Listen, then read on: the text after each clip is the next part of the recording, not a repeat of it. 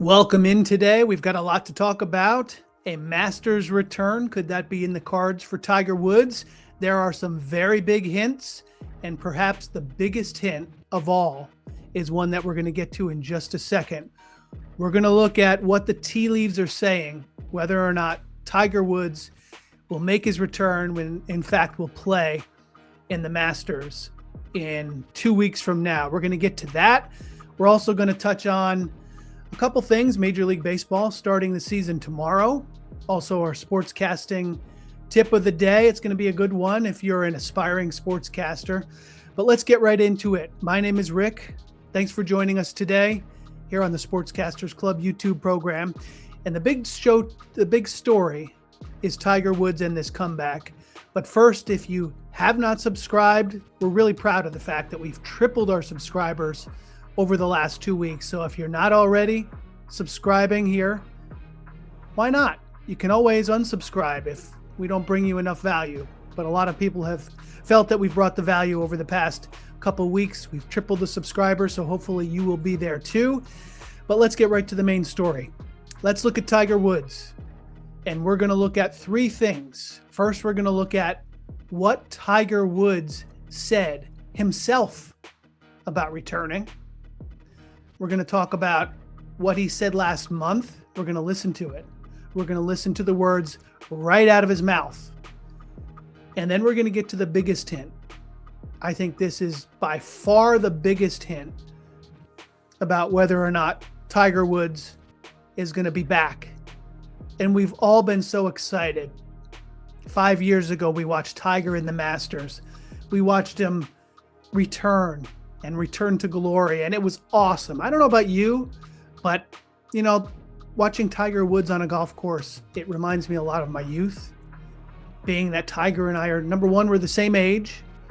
And so watching him emerge in his 20s, for me, that was fantastic because I was the same age, and that was when the nation was captivated by golf. And so many people, I can remember talking to the great John Feinstein about this fact, about how Tiger Woods, he brought people into golf that had never been golf fans before, had never been people you would think would follow golf.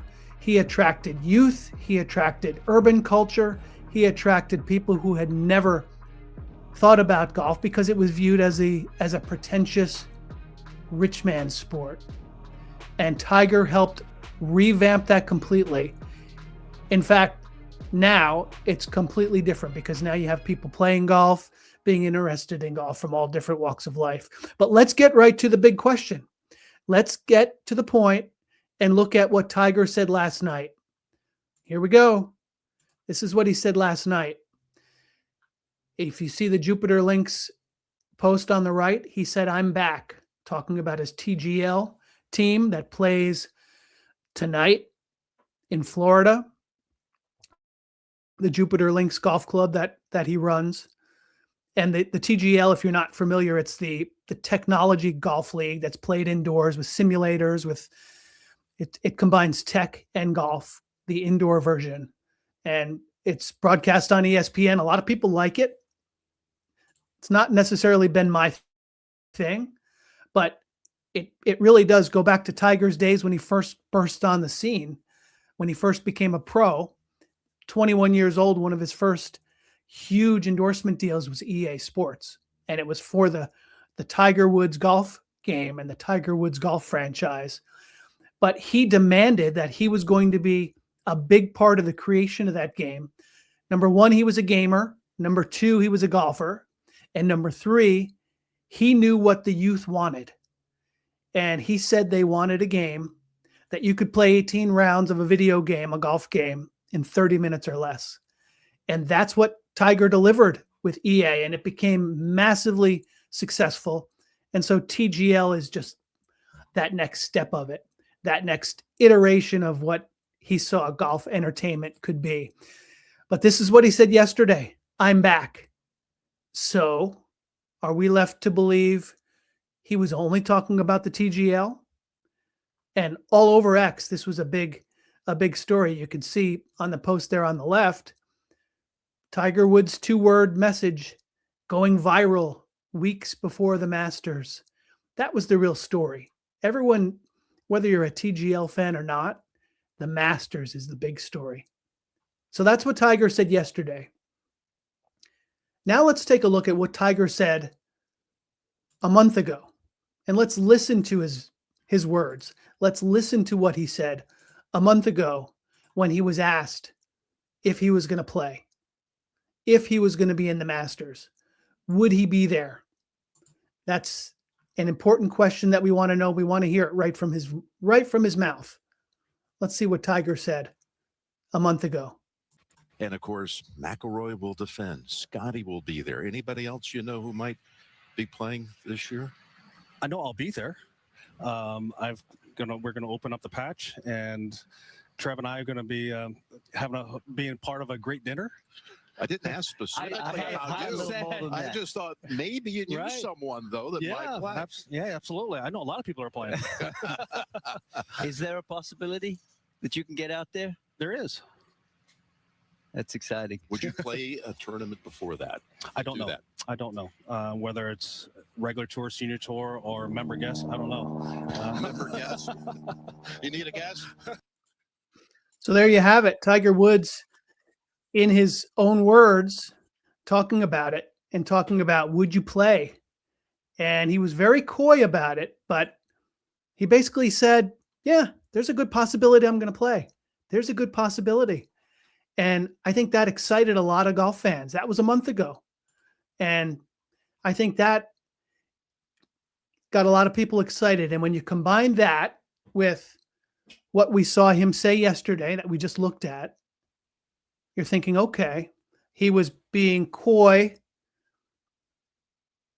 a month ago. He was not wanting to show his cards. I mean, he's gone through the back surgeries. He had last year, he had the replacement of a disc. I know a thing or two about back surgery and the return from that.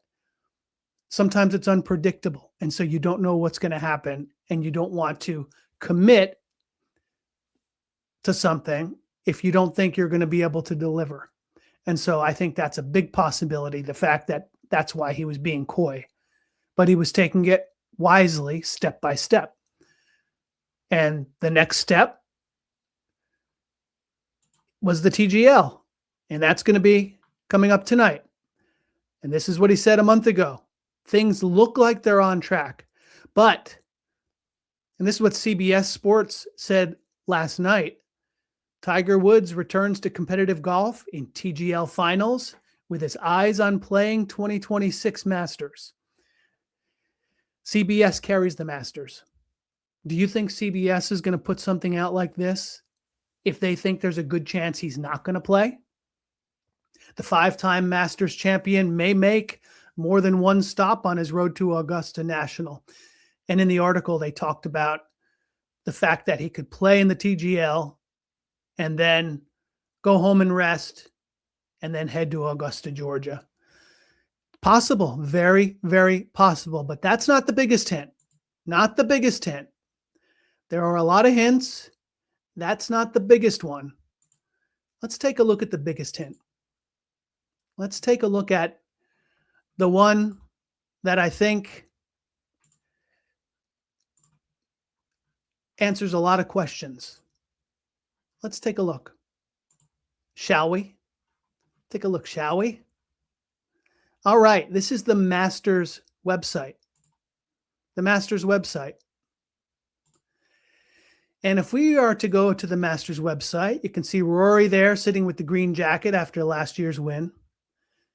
I read a great story, by the way, about Tiger in this awesome book that I just read by agent Hughes Norton, who was Tiger's first agent. And it was really a fantastic, I'm just going to tell the story really quick. It was really a fantastic story about Tiger winning his first Masters in 1997. And that night they had a party for him. And he was so tired, he went to sleep early during the party. And Hughes says he went in, and his mom, Tita, brought him in to look through the doorway. And Tiger was sleeping there in the bed, holding the green jacket. And I thought that was really cool. 21-year-old Tiger Woods, the first of his 5 Masters. But anyway, I thought that was a cool story. So we're on the Masters website here. Is this the biggest hint? Here we go. 2026 invitees. And let's scroll down. You've got a lot of the names that you know. Batia, the lefty, Cantlay, Clark, DeChambeau. A lot of people love Bryson. Sergio Garcia. These are the invitees. You scroll down, down, down, down. We all know our A through Z. You got Jordan Spieth, BJ Singh, JJ Spawn, who had an awesome year last year, obviously. Tiger Woods. Let's click on Tiger's bio and see what it says. Tiger Woods making his 27th Masters start in 2026. What? What's it say? Interesting. Interesting. Tiger Woods making his 27th Masters start in 2026. Interesting. I find that very interesting. So CBS, who's carrying the Masters, they put out a little hint that Tiger is making a comeback. Then the Masters themselves bring out the fact that Tiger Woods is making his 27th Masters start in 2026. It doesn't say Tiger Woods has made 26 starts. It doesn't say Tiger Woods might be making his 27th start. Here on the Masters website, it says it. You see it right there. Tiger Woods is making his 27th Masters start. Interesting. So you take all of these things together. Is that the biggest hint? I don't know. We don't know. But it's very interesting. And we're going to know in a week and a half. It sounds like to me that Tiger is getting set to play. That he didn't want to say it just in case his back doesn't feel right. And it's really not the back or the legs even. It's the walking. He can swing. He has the strength. He's gone through the rehab since his back surgery. But it's the walking. I can tell you from firsthand accounts, that's one of the things, especially as you get into the second half of life. That's one of the things that you need both. You need the strength. You need the ability to swing and not hurt yourself again and tear something and injure the disc in Tiger's case. But it's the walking. You've got to build up to that. And so that, I think, is going to be the big thing to watch. If I had to bet, I wouldn't say bet. This is not financial advice. It's not betting advice. But I would say, if I had to bet, I'd say the biggest hint says yes. He probably, unless something happens in the next week and a half, 2 weeks, he's probably going to play. We'll see. All right. If you're not subscribed again, subscribe to the program. We'd love to have you. Let's get right now to the sportscasting tip of the day, and we tie it right to the golf. 3 ways to improve at broadcasting golf. When I was broadcasting, whether it was at the Connecticut School of Broadcasting or any of the other institutions that I broadcast and coach sportscasters at, golf was not always top of mind. It was not one of the ones we talked about the most. We talked about baseball, basketball, football, and hockey the most. We didn't talk that much about golf broadcasting for a lot of reasons. It was not the most popular sport. It was improving, as I mentioned, because of Tiger, but it still hadn't reached the levels of the top 4. And also because there were much fewer broadcasting opportunities in golf as opposed to basketball, football, hockey, baseball. You could go work in the minor leagues in baseball. You could work at a college for basketball. So, for example, I did, worked in the minor leagues, broadcast at Army, West Point, basketball, hockey, helping with the football broadcasts. So I had my hands in all four sports. Golf was much more difficult. Still is. There just aren't as many opportunities broadcasting wise. So we didn't talk about it as much. But when we did, these were some of the ways we talked about improving. So, first one, read, watch, and learn all you can. Especially in golf, where it's somewhat of an elite game. A lot of kids, a lot of broadcasters don't grow up playing. I did not grow up golfing. I didn't touch a golf club and play on a golf course until my late 40s, almost 50 years old. So, and that's the beauty of it. You can play it virtually your entire life. But I didn't grow up playing it. It had a feeling of an elite game. It was a rich man's game. Certainly not something that I grew up ingrained in and playing. I do have friends, broadcasting friends that that are on TV every day in news. One in particular that grew up as a caddy in Long Island.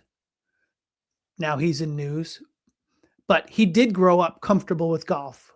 Some of the students I worked with at Fordham grew up comfortable with golf, playing golf, and those were the ones that we would send out to cover golf, to go to the Masters, in fact, and talk to the players and all that awesome experience they got at Fordham's WFUV. But it all starts with reading, watching, and learning.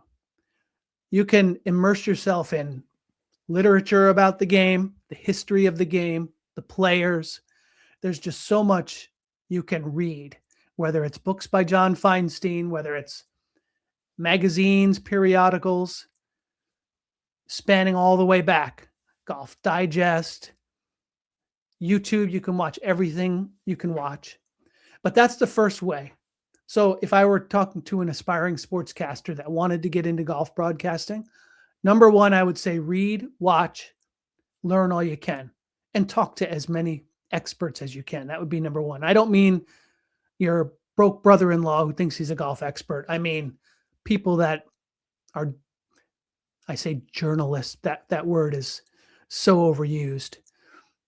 But maybe they've covered the sport for a long time. That's a great person to talk to. Or they've worked in the sport in some way or another. But you can read books. I mean, in the past 6 months, I've read a couple. The Bandon Dunes book was awesome. And I mentioned the book Rainmaker that I just read by Hughes Norton. Thoroughly enjoyed that. And I've read many other golf books over the years. Arnold Palmer biography, Tiger Woods biography in the back here. John Feinstein, A Good Walk Spoiled. But there are so many, and that's what you should do, number one. Okay. Number two, second step to becoming an outstanding golf broadcaster. You've got to understand that on television, your goal is to identify. So when you watch Jim Nantz broadcast the Masters, he's going to speak about what the audience at home can see on the screen. So when they see a cut of a driver on the tee, he's going to explain who that is, what tee it is, what this score for this player is to that point, who the leaders are, where the day is or the full round is up to that point, the scoring, the storyline. He's identifying what you're already seeing. So for the most part, he's talking about what you can see rather than what you can't. He's also going to filter in some other things, as will the analysts. But his main goal is to identify, because at the very least, you can see for yourself. So if he identifies, then that's going to be great because you can see the rest for yourself. Now on radio, I believe, and I've always believed, radio is much more difficult because you're describing and you are the eyes and ears of your listener. You've got to assume that almost like someone who is blind, they can't see. And you want to put them right there in the seats with you, whether it's golf or any other sport. and allow them to see what you see. So you're describing with descriptive terminology everything you see, the colors, the sights, the actions, as much as you can do to be descriptive. Now, granted, in golf, there's a lot of similarities, I think, with baseball because there's a lot of downtime.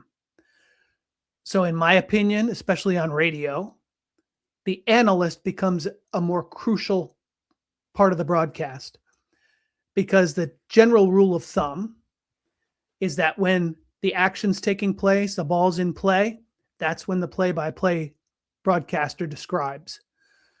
And when the play is dead, when the action stops, that's when the color analyst adds why, how, all of the description about all the filling in of why something happened, how it happened, what we can expect next, all of the color to fill in the description that the play-by-play broadcaster gave you.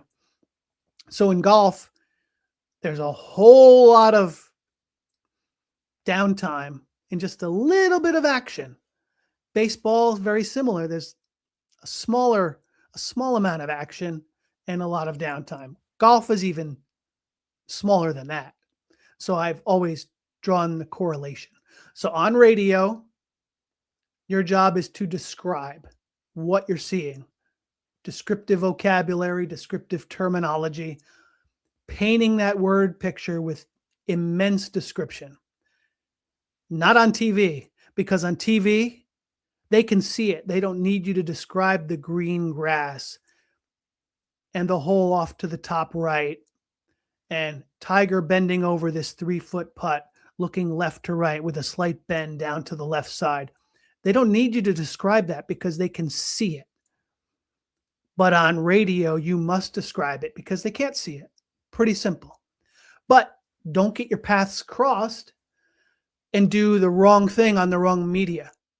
So don't do a radio call on TV because that will cause the audience to want to tune you out because you won't shut up. That's the same as going to a game, sitting with a buddy, and they just yap, yap, yap, yap, yap. That's what that is. When you're watching a game on TV and the broadcaster won't shut up, when they're doing a radio call, you don't need that. Just like you wouldn't want it. You'd tell your buddy, take a hike, get out of here. Go get a hot dog. Let me watch the game in peace. But on radio, you do need that description because it's a completely different objective when you're trying to describe and paint that word picture. So identify when you're on television, let the picture do the talking. And on radio, describe, describe, describe. I hope that makes sense. We cover a lot of this stuff here on Sportscasters Club. Hopefully you are subscribed. As I mentioned, we've tripled our subscribers over the past 2 weeks. Amazing. And let's see what the next 2 weeks bring. But obviously people are finding value. We're having a lot of fun. Thanks for being here. Okay, so that was the second tip. Let's take a look at the third tip. Speak slowly. Speak slowly. That's the third way to improve as a golf broadcaster. The great Marty Glickman used to say, have you ever heard an old man speak too fast? And we would sit back on those Tuesday afternoons hanging out with Marty on the third floor of Keating Floor at Fordham University, where he would coach us every week. Amazing way to learn the broadcasting business. And we would think about that. And it's a great point. You never hear an older person, let alone broadcaster, but an older person speak quickly. Usually that's the youngster. The 20-year-old is the one that speaks so fast and they're going so fast and rapidly. But when someone is older and more mature and more dignified and more learned and experienced, they speak much more slowly. And what does that do? They sound more mature. They sound more authoritative. Those are qualities you want across the sports, regardless of what you're broadcasting. But the other thing is that in golf, that type of delivery more appropriately fits the environment. So a basketball game, fast-paced, a lot of noise, a lot of action. Kevin Harlan fits there because he's upbeat. He's got some intensity. He's matching the energy level back and forth, back and forth. In golf, it's relaxed. It's much more peaceful. The birds are chirping. You can see the pink azaleas, the bright green grass, the beautiful blue sky without a cloud in it. It's peaceful and relaxing. And as a golf broadcaster, you want to match that, whether it's on TV or radio. And by matching that, by speaking slowly, you're going to fit with that sport much more appropriately than if you speak quickly and up-paced and so fast and you're going back and forth and here and there. That doesn't fly in golf. It really doesn't fly in any sport. So keep an eye on that as you broadcast. So these are the three tips that we talked about today. 3 ways to improve your sportscasting if you want to be a golf broadcaster. Read, watch, and learn all you can. On television, identify. On radio, describe. And speak slowly. Those are 3 ways. All right, that's our tip of the day. And finally, last thing we're going to talk about today, Major League Baseball opening night tomorrow. I know a lot of people are upset. A lot of people are upset about the fact that you can see right there, Netflix carrying the Yankees and Giants opening night game. And baseball is the one sport, because there's so many games, it's every night, and you develop a relationship with the broadcast team, whether it be TV or radio. They become friends. You spend 3 hours with them every night or day, basically for 162 days. And so whenever you have one of these games, it throws you for a loop because you get broadcasters that don't know the team as well. You feel like you don't have the relationship with them. So it's always been the case during games of the week. I mean, when ESPN started carrying games, it was fantastic back in the early 90s when they had the Tuesday, Friday doubleheader, Wednesday, nothing better, catch 'em Sunday, lots of fun. That was the ad. But they had the 2 games Tuesday, 2 games Friday, and then a single game Wednesday and Sunday. The Sunday was the big one with John Miller and Joe Morgan. And that was awesome. But nowadays, you can watch all the games through the MLB TV package, which is great, which is even better than we ever had it. But part of that, every once in a while, throughout the season, you've got to watch a game here on Netflix or on Apple TV, or take a look, opening day Thursday, the Mets with NBC and Peacock.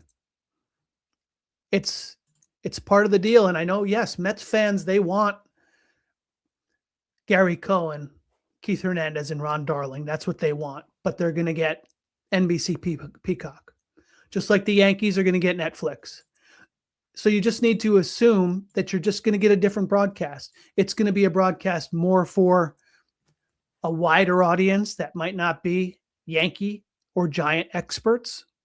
Very similar to the way the Super Bowl is for an audience that's a wide tent, maybe not a football expert, but a wide sports fan general tent and people looking for the entertainment. That's the Super Bowl. We've talked a lot about that with other programs here, but that's going to be the case too when you have a national game, whether it's on a weekend, a special day, a holiday, or on opening day, because you get a lot of fantasy campers that come out for opening day and then they're gone. And then they come back maybe in the World Series. But the true baseball fans are the ones that are going to be there watching or listening to the team broadcast throughout the season. On a random Tuesday night in June, that person that's watching on SNY in New York or whatever the local market network is that carries that team. So yes, people are upset about it. There's been a lot of look on social media, look on X. So many people have been upset about the national games being carried by these other outlets, Netflix, Amazon, Apple, NBC, whatever the case might be. But it's just part of the deal. The only good thing is, well, they could do a good job. Let's hope they do. That's number one. I'm not going to say that they can't. And the other good thing is you got 161 more games. So that, I think, is the positive when you look at, it's not like it's 1/17 of your season. It's 162nd. So, you can watch it on NBC without your broadcaster, or if you don't have cable, if all you have is the Major League Baseball package, maybe you go somewhere else to watch it. Maybe you get another streaming service just for opening day to be able to watch NBC. So many people don't have regular cable these days. So that's a big problem too in their minds. Or you could listen to the game on the radio, because you'll still get the real team on the radio, which is awesome. And in many ways, listening to baseball on the radio is better than TV, in my humble opinion. I remember publishing an article about that back in the mid-90s. And I would talk to my students every year. I would, one class during the year, I would pull that article out, distribute it to everybody, and have them give me their opinion. Most of them disagreed. They wanted to watch the game on TV. But I guess because I worked in baseball on the radio for so long, I just had an affinity for it. And I grew up listening and watching. But there's just something magical about baseball on the radio. And we've talked a lot about that too as well. So today we talked a lot about some interesting topics. We talked about Tiger Woods, the comeback. Will he make his Masters return? We'll see. There could be some big hints. We also talked about the tip of the day, how to be a better golf broadcaster. And we talked about Major League Baseball opening day tomorrow. Leave me a comment. Let me know if you think Tiger Woods is going to make a comeback, if he's going to play in the Masters. Do you think he will? Or is he just pulling everybody's chain? Is Tiger going to play? Or is Tiger, for some reason, not going to be out there in Augusta, Georgia in 2 weeks? Leave me a comment. Let me know what you think. Obviously, as I mentioned, subscribe to the show. We'd love to have you here. Again, my name is Rick. Thanks for joining us today. Take care. We'll talk to you next time.